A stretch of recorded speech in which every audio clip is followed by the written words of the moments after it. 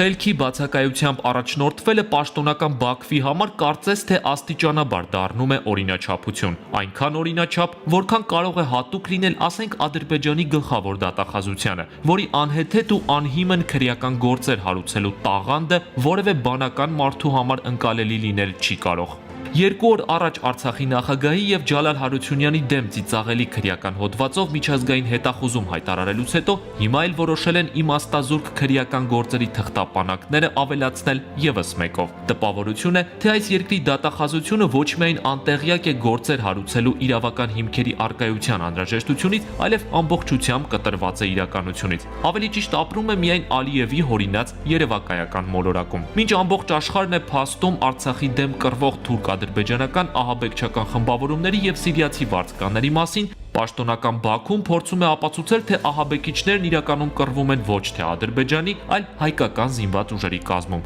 ներկայացնելով ուղղակի զավեշտական փաստեր։ Դրա փայլուն վկայությունը հերթական անհեթեթ քրեական գործն է, որը հարուցվել է ողջ մնալու արվեստը ոմահապավմամբ հայտնի հասարակական կազմակերպության նկատմամբ։ Այն Ադրբեջանի գլխավոր դատախազությունը իրավաբանությանն անհայտ հիմքերով որոշել է ներկայացնել որպես ահաբեկչական կազմակերպություն։ Մինչդեռ 2014 թվականին հետախույզ Վովա Վարդանովի եւ նրա վետերան ընկերների հիմնադրած ու ռազմահայրենասիրական մղումով գործող այս կառույցի նպատակն է փոխանցել այնպիսի հմտություններ եւ գիտելիքներ, որոնք կօգնեն գոյատևել ցանկացած իրավիճակում։ Այստեղ ուսուցանում են նաեւ ռազմական պատրաստություն եւ առաջին բուժօգնություն։ Դասընթացները համակարգող Անգին Խաչատրյանը իրենց նկատմամբ հարուցված քրեական գործը պարզապես ծիծաղելի է համարում։ Շատ ծիծաղելի է հնչում եւ շատ զավեշտալի, եւ թե որքան քրեական գործ կբացեն մեր դեմ կամ որքան մեզ կզրպարտեն, դա թողնում ենք իրենց ընտրությանը։ Այս կազմակերպության գործունեության նորեր առաջ անդրադարձավ նաև Զինուժ մեդիան, ներկայացնելով Սփյուռքից եկած այն կամավորներին, որոնք Ադրբեջանի աչքում դարձան ահաբեկիչներ։ Նրանք իբր ներգրավված են այս պատերազմում եւ դաժան հաշվեհարդար են տեսնում Ադրբեջանի խաղաղ բնակչության նկատմամբ։ Եվ պատմությունն այսքանով չի ավարտվում։ Պաշտոնական Բաքուն ոմային ահաբեկչական վտանգավոր կառույց է ներկայացնում,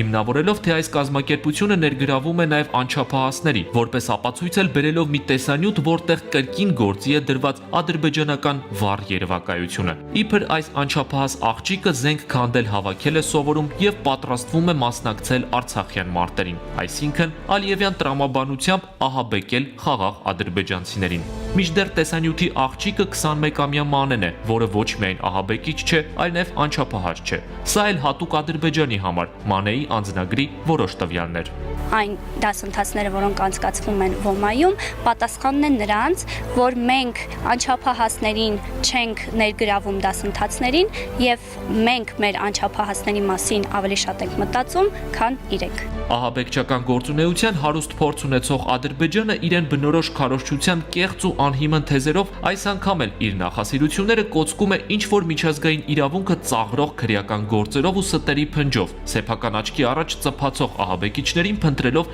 իր բորբոքված երևակայության մեջ։ Քարոզչական այսպիսի պարզունակ կեղծիքը գլխավոր դատախազության մակարդակով ներկայացնելը հերթական անգամ ցույց է տալիս Ադրբեջանի ռազմաքաղաքական ղեկավարության դեմքն ու գործելավոճը։ Նողկալի ու ճղճի մարտավարությունը, որը ինչպես ռազմաճակատում, այնպես էլ տեղեկատվական դաշտում որևէ արդյունք չի տալիս։ Իդեպ այդ մասին եւս մեկ անդրադարձ Բաքվի հանճարեղ ստերի շարքից։ Մերվլerindən բəllidir։ Այս լրագրողը ջանասիրաբար պատմում է այն մասին, որ Հայաստանը հերթական անգամ խախտել է միջազգային կոնվենցիաները եւ արգելված զենք է օգտագործում խաղաղ ադրբեջանցիների դեմ։ Ապացույցն էլ այս հրետանային արկն է, որն իբր պարունակում է սպիտակ ֆոսֆոր։ Չգիտես ինչու այսպիսի ռեպորտաժները շատ արագ պատրաստվում են, երբ հայկական կողմը իրական ապացույցներով միջազգային հանրությանն է ներկայացնում Ադրբեջանի կողմից քիմիական արգելված զինատեսակներ օգտագործելու փաստերը։ Նույնիսկ համեմատելն է ծիծաղելի, այնինչ իրապես արձանագրել է հայկական կողմը եւ այն բեմականացված ֆոսֆորային պայթյունը, որը լրագրողի խոսքից անմիջապես հետո հայտնվում է կադրում,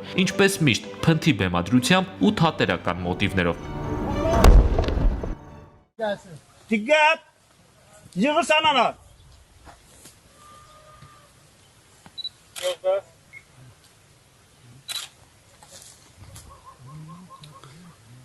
Hazır! Partlayış! Çəkin! Bəli, Alman əməkdaşı Mədət Məmmədovun tapşırığına əsasən erməni hərbi birləşmələri tərəfindən Tərtər rayonuna atılan Հովանես Բարաշյան, Զինուշ